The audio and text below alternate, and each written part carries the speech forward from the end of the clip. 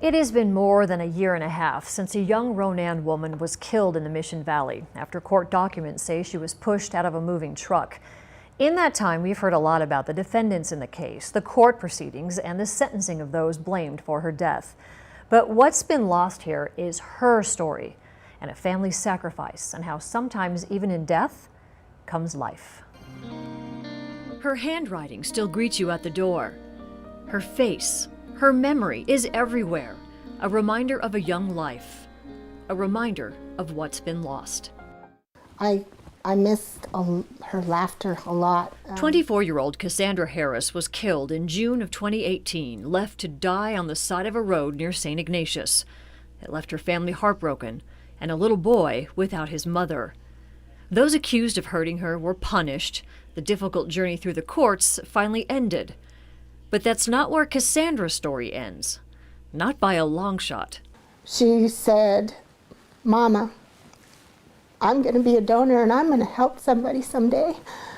And little did I know that she was going to do that so soon, but I remembered her being so proud of the fact that she went to get her ID and she marked that box. Cassandra left behind a chance for a new and better life for others waiting for an organ transplant, and her gifts went a long way. There were 5 people that received her organs: her heart, her lungs, her liver, both kidneys. It's something that I think about every day, thinking that her heart's still out there beating, and she had a lot of life left in her. I'm proud of her, very proud of her. She overcame things that so many don't, and for her to be able to give that gift of life to 4 other people, given the hard circumstances of us losing her, yes, I'm very proud of her. This past year, Cassandra and her family were honored by the governor for choosing organ donation. Cassie's name forever remembered on a tree of life. Remembered by those 5 families whose lives she changed. The very day that was the 1-year anniversary of her death, I received the first letter from the first recipient. He wrote a very touching letter thanking the family and saying how much he honors Cassandra. And now he has a name for her. He said, "I've talked to her. I hope you don't mind I talked to her," he said, "but now I know who she is." She was a young woman, working hard to make a better life for herself and for the little boy she loved so much.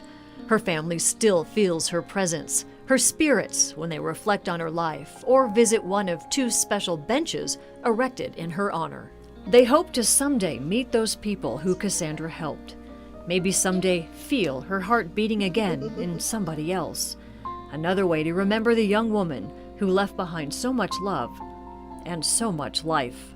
Shrugging this coat of intense grief is my steps now, and just to honor her life and honor what she was trying to achieve, and remind that little boy for all the days of the rest of his life that his mama loved him. Cassandra's family celebrated what would have been her 26th birthday earlier this month. For more information about organ donation and a look at our earlier coverage of the case, we have links at kpax.com.